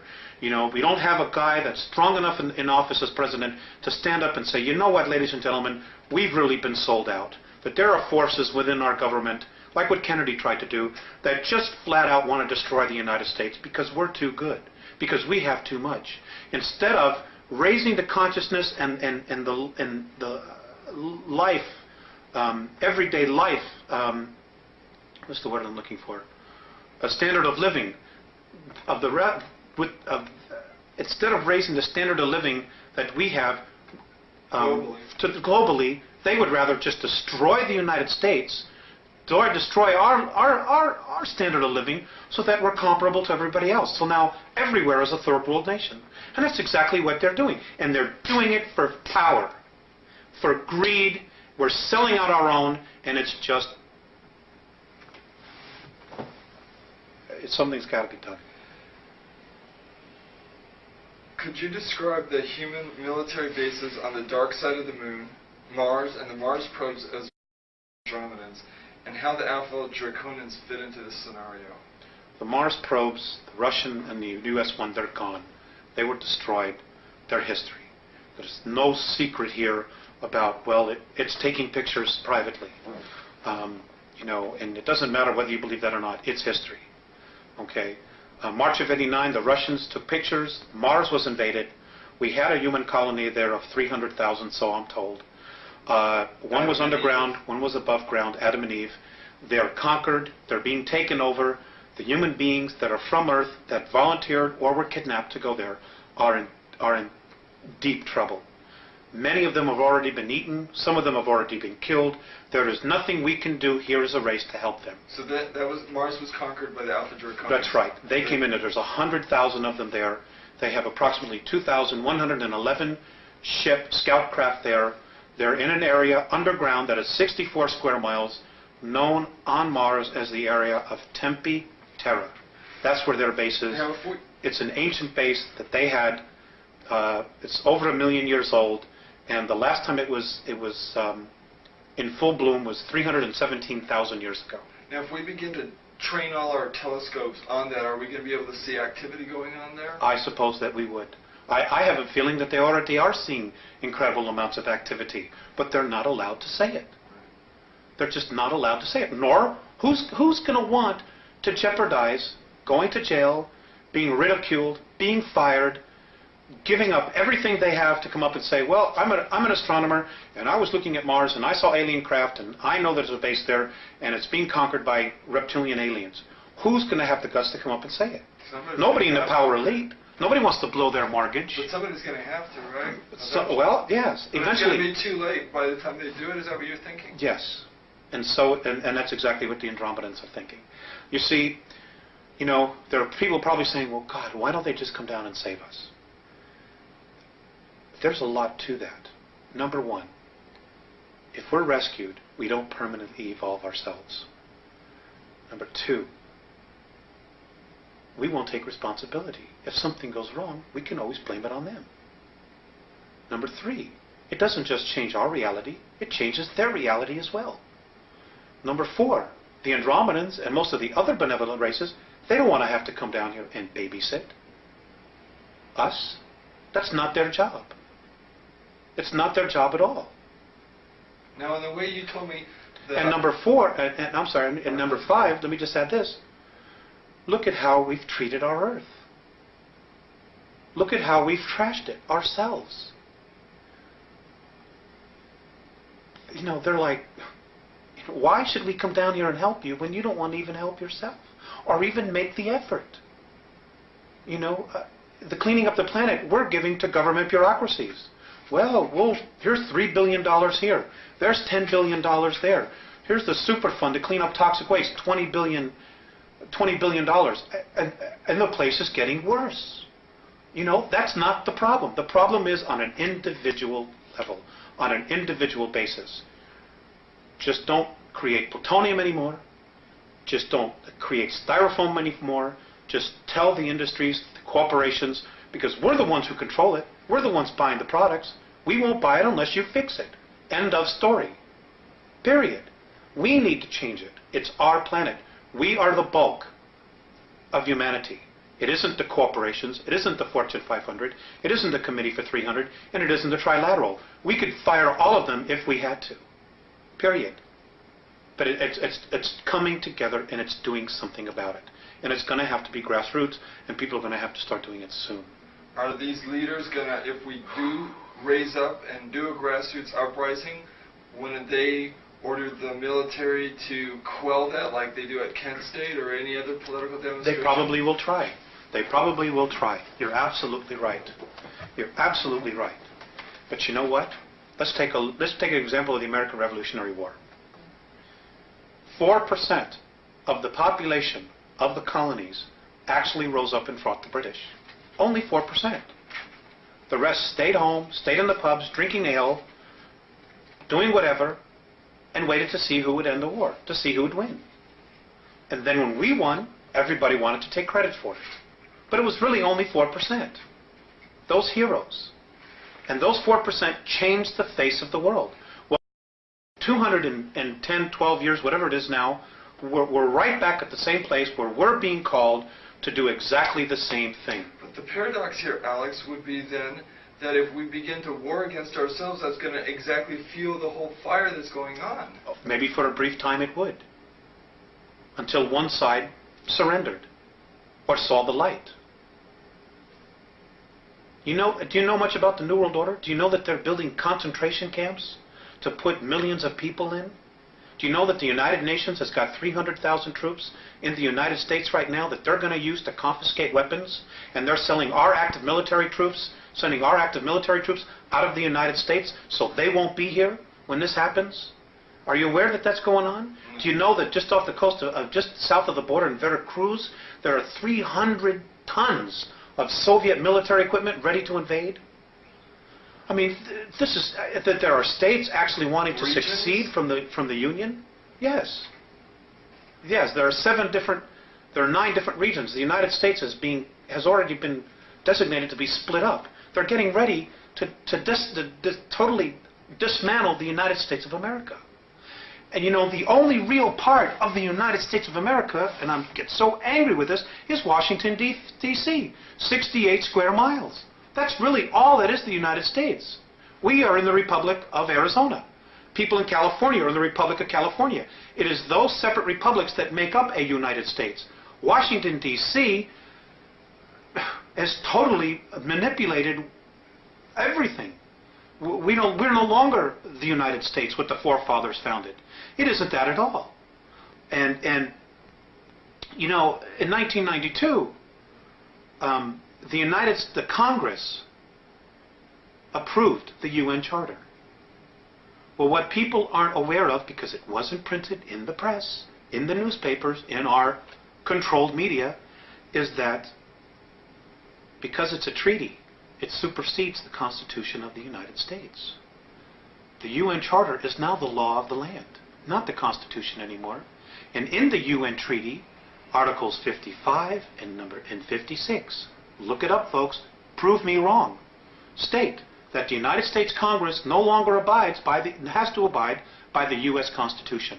As of 1992, the United States of America ceases to exist. They just haven't told the people yet. And they're not going to tell them until after they have outlawed all weapons, after they have totally regulated the Second Amendment and taken everybody's firearms away, so you can't fight, so you can't stand there and be free anymore. This is all part of the plan. This is why the Andromedans are so strong about trying to make the awareness here in the United States, because not only does it control media, but there are some incredibly strong spiritual essences here, people here.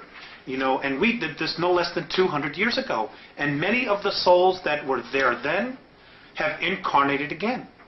And they're here. Jefferson is alive, the soul. Franklin's alive. Kennedy's back.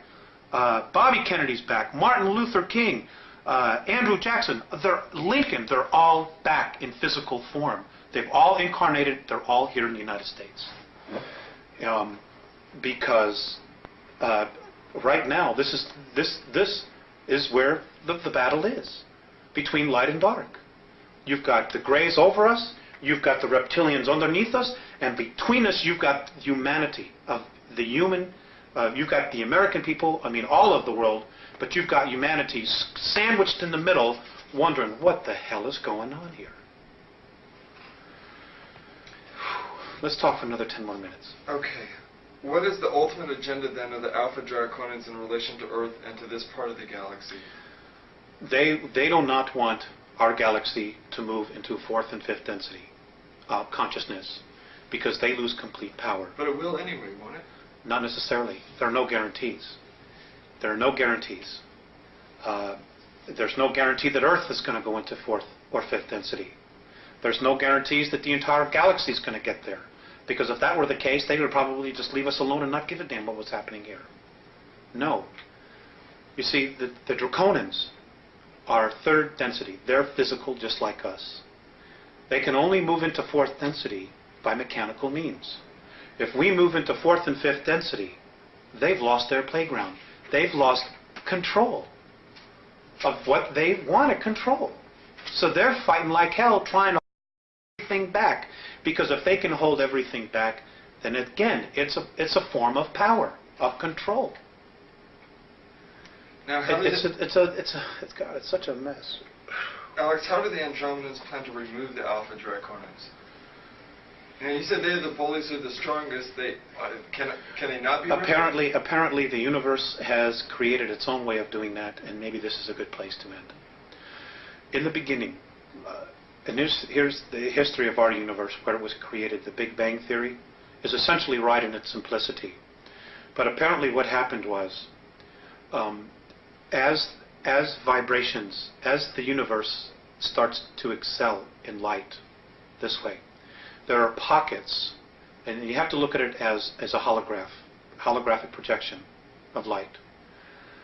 when you put a shadow into a light, it creates a variance of the light. Well, apparently what happens is things that don't ascend or choose to take higher consciousness, they get very, very heavy in weight or in light, whatever you want to call it. And as everything starts to exceed up, bulges, dips in light are created, in frequency are created. And what happens is negativity forms, because of its weight, its heaviness, forms into these pockets. Well, what happens is they form a sac. And eventually what happens is those sacs break. And because everything is spirit and nothing is ever wasted, they form, when they explode, they cast themselves out and they form another universe. They create a space for them to continue. Well, that's how our black holes are. That's how they were formed. Those black holes, if we could get through them, would be to another universe. They're portals. And it would just explode out. Well, that's how our universe was created. Well, because of this new energy that's being formed, pockets of resistance are now being formed all through the universe. And in our galaxy, it's right now between us and Sirius. So the way that the Andromedans plan to remove the Alpha Draconis would be? Is basically to try to contain them, and their own energy themselves will suck them into a place of darkness so they can move out into another place. The Greys, the Orion groups, this is going to happen. It's happened before. They know it's happening now, and this is why everybody feels this intense energy. Things are suddenly really starting to increase, and it's simply because it is increasing. So at a prior time, then, they were sucked out of another universe into Alpha Draconis? Is that basically essentially what happened? They were sucked from wherever they were into another universe. How somehow that universe, or the beings in that universe, wherever they came from, said, we got to get rid of these guys, and they literally brought them here from their universe and dumped them and said, boom, this is where you are. Because they came here in physical form, which means they had to have been brought here. They didn't evolve like all the other life forms here have evolved. They were brought here in full physical form, which means they were created someplace else and dumped here and said, your history. Well, someplace else, then, there's some very irresponsible people. Well, maybe at some point in our eternal history we'll be able to address that issue. But for right now, we need to address our own issues. Okay, let's go to the World Club then to end this up. And future events. According to the Andromedans, mankind has been manipulated for 5,724 years. Human agents must have participated in this throughout history. Who are some of the major players in this deception? You mentioned Hitler and the Giza intelligence. Most of the pharaohs, most of the ancient Egyptian gods. There's so many. I couldn't honestly tell you. History is chock full of it. I think what people need to do is go back and look at what we call mythology and really start giving it a second look. Richard Thompson, in his book, although I've not read it, but I've heard others talk about where he delves into the history of things. And it's also important to remember that just because it's history doesn't mean it's accurate history. Because it has been proven over and over and over again. Whoever wins the war rewrites history. They write it to their benefit, to glorify themselves. And it doesn't mean that that's really what happened. And according to the Andromedans, our next major leaps in consciousness are going to come from science and archaeology. It isn't going to come from any spiritual leader or teachings. It's going to come from someone to say, you know what, here's the proof, this is true, this is reality, and I don't know what this stuff is, we can't prove that. And it's time we really start paying attention.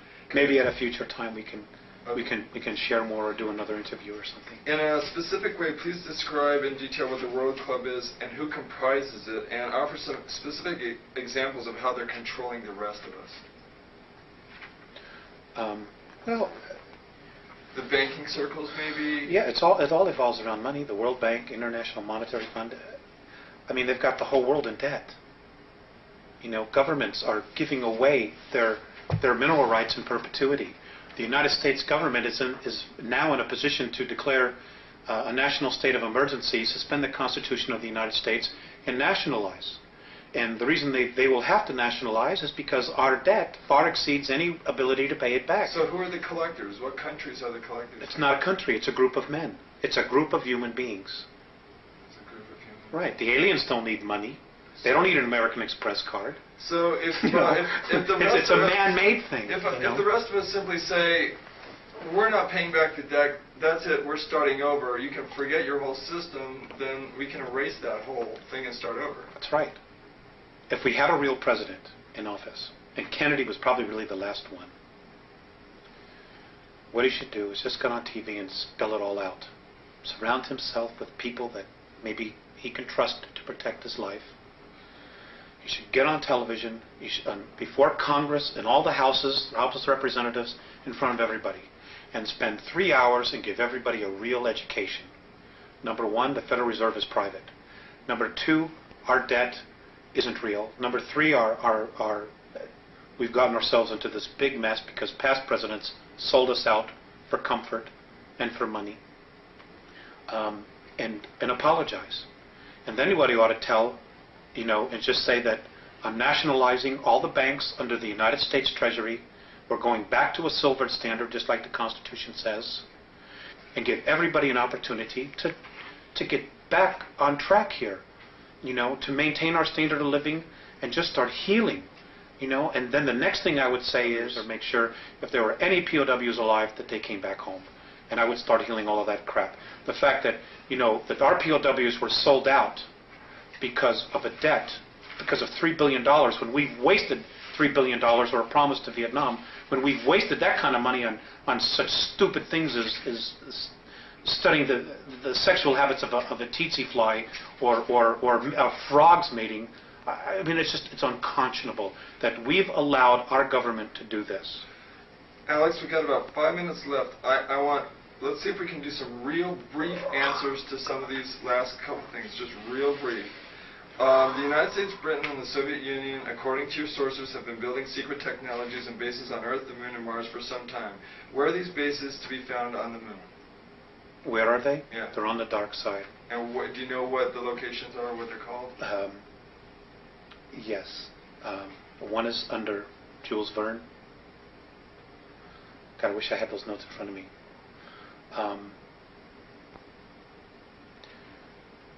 Let's come back to that. Okay. Have they told you anything about Area 51 or Dulce, New Mexico? Yeah, there were a lot of stuff there. The actual underground base is not underneath Archuleta Mesa. It's actually 20 miles to the northwest. That's just an entrance point in and out. This is Area 51? This is in New Mexico, Dulce. Okay. It's not exactly right there. As far as Area 51, yes, there's a lot of stuff that was going on there, but a lot of that has been moved, and it's now in New Mexico, in the Sandia, underneath the Sandia Laboratory. Diego Garcia Island. Diego Garcia Island, there's a base there. Pine Gap. Diego Garcia Island, there's anti-gravity anomalies there, and this is how they were able to blow a lot of equipment into space without using rockets, and then they would have the UFO-type craft, which we built from technology we were given. They would hook a tow chain to it, and like a tow barge, just tow it to the moon. Okay, and you mentioned... And it runs, and the equipment that's there is run on free energy, stuff that was built that was created in the 1920s, that we've been absolutely not privy to. We haven't had to pump 1 gallon of oil out of the ground since the late 1920s. They've had free energy, but because of money, they've be controlled. They've allowed us to pollute the environment, to devastate the oceans because of petroleum products when we don't need it for money. Which brings us briefly to Alternative 4. When the Martian base fell, when the Martian base fell, the world government, those elite, figured out, well, we don't have any place to go now. The moon is not set up for long-term habitation, where Mars is and could be. So what happened was, when it fell and they knew we couldn't get there, they figured, well, we got to do something about here, because we have nowhere else to go. So I was told by the Andromedans that these men who think they're God had to come up with another alternative, which was they thought that they could create a controlled polar shift. by detonating nuclear weapons or cobalt weapons underneath the South Polar ice cap, causing it to slip, which would cause the poles to slip. And within a 24-hour period, you would completely drown 83 to 85% of the population. So the Andromedans said that they will not allow this. It isn't going to happen. If the Earth is going to do it, it'll be done by her will, in a natural way. And that is a possibility in our future. What is the primary message of the Andromedans? Grow up now. Open your eyes. Open your ears. Take responsibility for your life. Take responsibility for your planet. And realize this is your home. This is your race. And that if you are sincere in making the effort to evolve, they will meet us halfway. But they're not going to come in here and do all the work for us. Their single most important thing is, and I'll go back to that little saying, the love that you withhold is the pain that you carry. We have got to start coming together as a race. We have got to stop allowing ourselves to be manipulated. What can an average person do? I mean, how can we reach out to the Andromedans? Prayer, meditation. Everybody has their own way of praying or whatever. And again, I want to stress this: the Andromedans can help, but they're not God. They're not our saviors. We need to be our own saviors. We can ask them for guidance and help, but they're not God. Period. Don't worship them. Don't worship anybody. Worship the God inside of you. What will happen to those human beings who do not make the jump? They'll go somewhere else. And what will happen to those beings who do make the jump after the jump? They'll move into fourth and fifth density. And those of us who survive this incredible ordeal that we're about to really experience will become new teachers, and we'll be able to go to different worlds and teach what we know, and be able to teach other evolving civilizations what not to do and how not to get themselves in trouble. And we have an incredible future if we can get through that. If 10% of the population of the planet can really get it together, it'll create what is called the 100th monkey syndrome. And suddenly 11, 12, 13% people will just start getting it. And it's going to take 10%. That's 500, 600 million people right now. And it starts on an individual basis. The government's not going to tell you. God, we could be in. They're going to play out the second coming. They're going to try to present a savior. We're going to project holographic images in space and say we're here to save you. They're going to do mock battle. They're going to screw with us big time. Sorry, I slipped out that word. And folks, we just got to start paying attention. Don't take anything at face value. Make them prove it. And, whether you believe a word I'm saying, it doesn't matter. If somebody tells you that this is truth, make them prove it. If it's real, it'll stand up to scrutiny. If it isn't, it won't. Because the truth can always stand on its own. It doesn't need help, and it doesn't need lies to stand up. And let's end it there. Thank you for this time. It's been a real honor for me.